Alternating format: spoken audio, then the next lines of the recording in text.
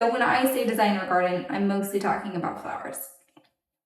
Okay, so first thing first, when you are planning your flower garden, is you just want to get like a basic idea. Here, I'll do this a little closer.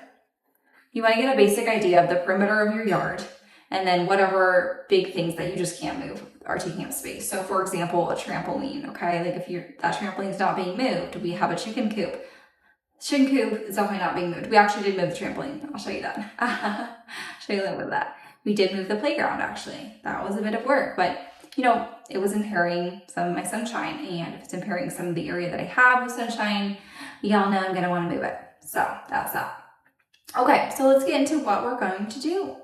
So after you have the perimeter and you have the things that are not being moved, like a chicken coop, for example, marked out and where those are, you know what area, what space you have to be working with.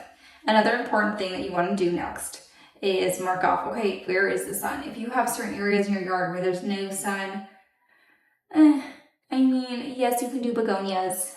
There's some other flowers you can grow in shade.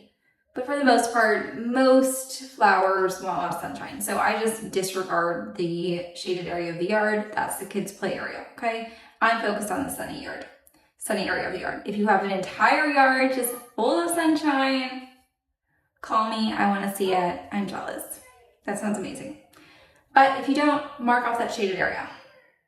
And it's okay. It'll be a good area for you to cool off when it's too hot. You know, look on the positives of having that shady area. So then next, you're going to go ahead and grab a large thing of graph paper. And I also recommend, so I order like some stencils. And I'll be honest, I haven't used these. Obviously, they're still packaged up. But it's a landscape template set that I just got from Amazon. And no, I don't have it linked because I'm not interested in making a penny or whatever the affiliate is for that. It even has like beds, it has benches. It's very detailed if you want to use that.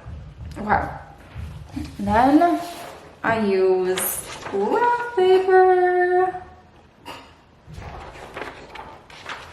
He was taken back to geometry in high school. Okay, so you're gonna use that graph paper to draw out your garden beds with the ruler.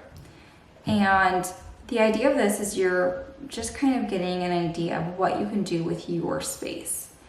After that, after a few kind of trials, you'll probably have it down and it will look really nice.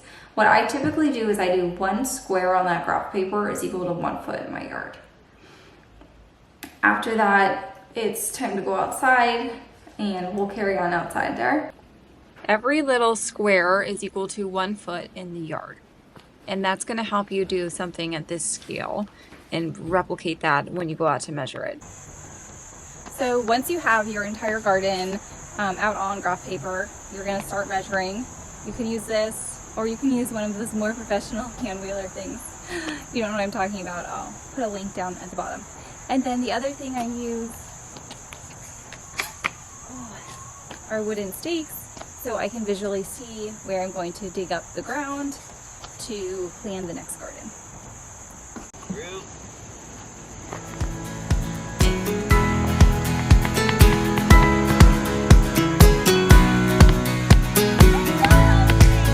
That looks kind of sideways. Okay.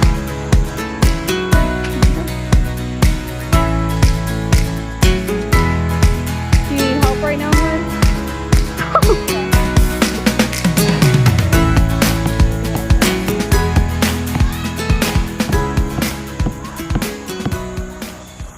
And this is where the tulips and the daffodils and the bearded irises are going. So it's always important to figure out what you're going to plant in the fall and go ahead and prioritize getting that bed ready, obviously as soon as you can, because those are the ones that have to be planted.